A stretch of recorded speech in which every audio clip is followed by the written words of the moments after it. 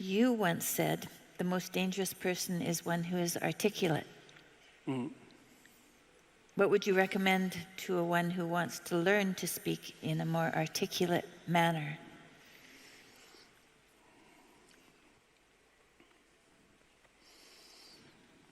Well, articulate is an interesting word, because if your joints are articulated, and that means you can do things with them because they're articulated, right? They're not one solid, vague mass. They're differentiated. And someone who's graceful is articulated and compelling because they're articulated. And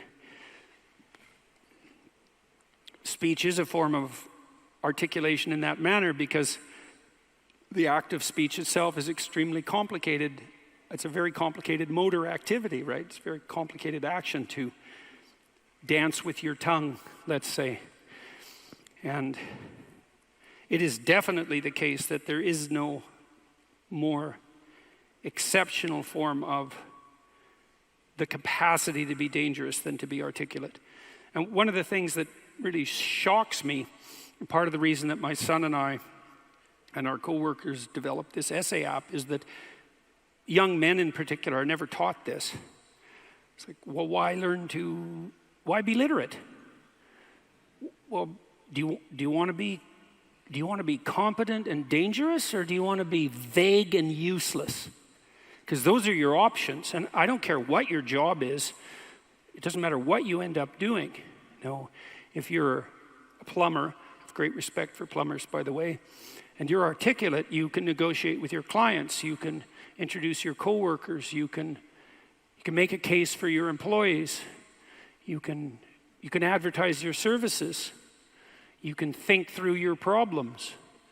You're firing on all cylinders. Our whole culture is based on the idea of the supremacy of the word. Our whole culture is based on the idea that it is the word itself that extracts habitable order from chaos and possibility. And the reason our culture is predicated on that is because it's a deep truth. And to the degree that our culture actually embodies that, it works. So it's a great thing to be articulate.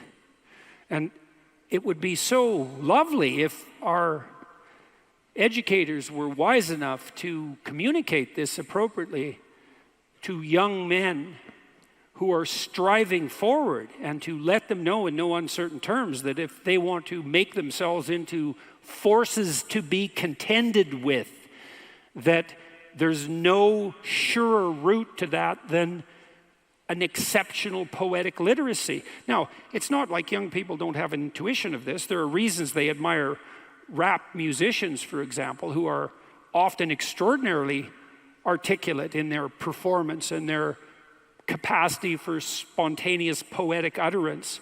And certainly the greatest people I've met, including great warriors, you might say, are great in no small part because they're articulate. I know a former special services, special operations soldier, Jocko Willink. Some of you might know about Jocko. He's got a pretty decent online following, and he's about 4 feet wide and about 3 feet thick, and he's one tough son of a bitch. I'll tell you, you don't want to mess with him, and he knows perfectly well and is very capable of articulating the fact that his success as a eminent warrior is in no small part dependent on his ability to communicate. Because he could communicate well, he could listen to the men who were under his command.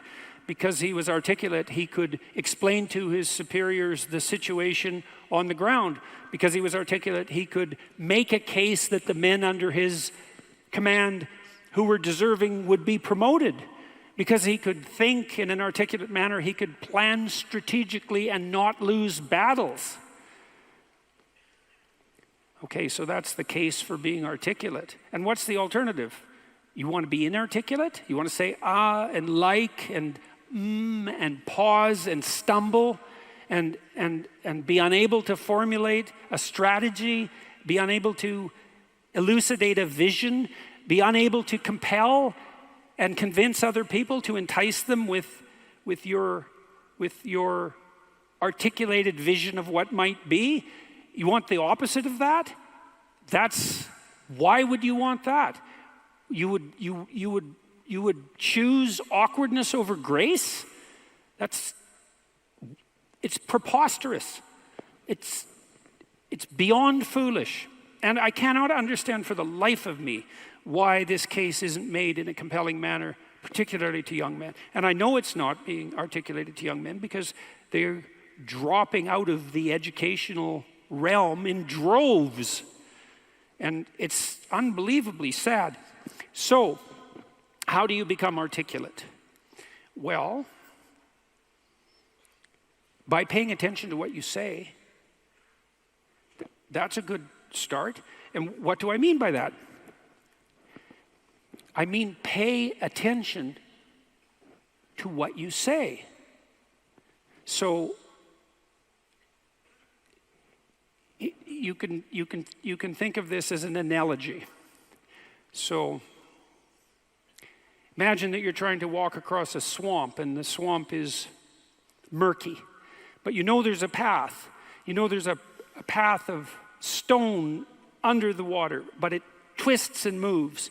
And if you stay on the path, you won't drown. The crocodiles in the swamp won't devour you. And as you walk forward, you can feel with your next step where the stone might be. And then you feel it's solid. Then you take that step, and then you do the same thing with your foot again. You search, and you find out what's solid, and you step on it, and you move forward in that manner. That's what you do with your words. It's the same thing. You feel, and you feel, is this the right word? Is the fact that I'm uttering it putting me together and making me intact and stronger, or is it tearing me apart and making me dissolute and weak? And you can learn to do that. I learned this in part from reading Carl Rogers, who's a great clinician, and Rogers believed that the integration of language and action was a necessary precondition for operation as an effective clinician, that you had to align what you said with who you were, and that one of the things that your clients would be evaluating you for was that capability. And you might say that someone with that capability manifest themselves as genuine and trustworthy. And more than that, I would say also as compelling and interesting, although that can be gamed. But the entire combination that emerges out of the domain of articulate communication can't be gamed. It's not easily. You feel your way. I noticed 40 years ago when I started thinking these things through that much of what I said actually made me feel weak. I didn't know why exactly, but sometimes some of the things I said didn't have that effect. They weren't accompanied by a sense of shame, let's say. They weren't accompanied with a sense of vulnerability. They were solid. And at the beginning, that was probably only about 5% of what I said. The rest of it was instrumental. It was language I was using to get my way in the manner that Tammy described when she introduced me tonight. There was an arrogance in my use of language that had to do with the desire to attain proximal victories, right? To appear smart, let's say, to win an argument, something like that. A very different idea than merely feeling my way along to see what word was appropriate for what moment. But you can learn to do that. And you can listen to yourself, and you can stop humming and hawing and using like and and fillers. And you can take the time necessary to craft your words carefully. And you can practice merely saying what you believe to be true. And you can read. And you can read great writers. And you can write. And you can write about what you think about the problems that obsess you.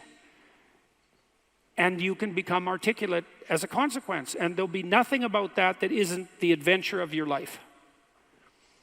And so it's a moral endeavor in some real sense. Right? To become articulate is to become the master of your own tongue. And to become properly articulate is to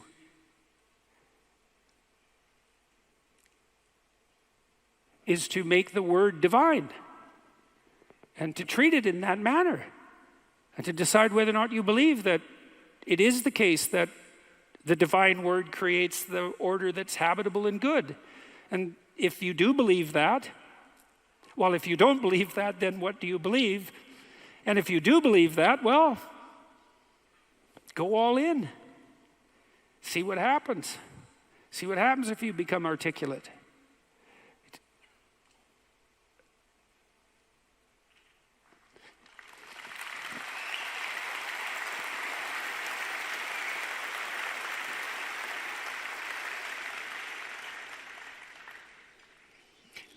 I'll give you one more small example. Tammy touched on this in the introduction too.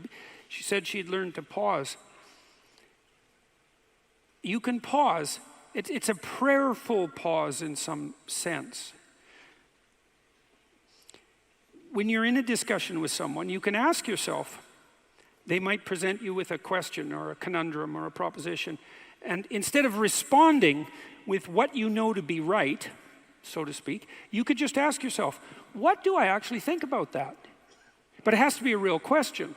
It has to be the kind of question that you'd pose to someone you didn't know. It has to be a question predicated on the idea that you might not know who you are and that you could ask. And so someone will present you with a question, you think, okay, what do I think about that? But you have to want to know the answer, and then the answer will make itself known, because that's how thought works, and then you can just communicate that answer. And if you do that, you'll be interesting right away. You'll be interesting to the person that you're talking to. And if they do that to you, they'll be interesting too. And then if you both do that, you'll have an interesting conversation. And if you have an interesting conversation, you'll both grow as a consequence. And that's actually the pathway to growth. And you just wait. You can wait. You can open yourself up to the possibility that what needs to be said will make itself manifest, if that's what you are striving for, if that's what you're asking for. And then you can merely communicate that. You have to abandon instrumentality to do that. So one of the reasons Joe Rogan is so successful, by the way, is that that's what Joe does. He just asks questions. He isn't trying to get something from his guests. He's not trying to become more famous. He doesn't need any more money. There's no instrumental utilization of language in his discourse. He's just a humble lunkhead, in the most profound sense, who would like to know more than he knows, and who asks all the stupid questions he can think up. And it turns out that he's actually very, very smart and very well educated now, after talking to hundreds and hundreds of people and listening. And so the stupid questions he asks aren't stupid, and they're questions that are shared by virtually everyone who's listening. And he takes his listeners along on this process of exploratory endeavor, and it's the pathway to success. And the same thing can be true of your life. The pathway to success is much,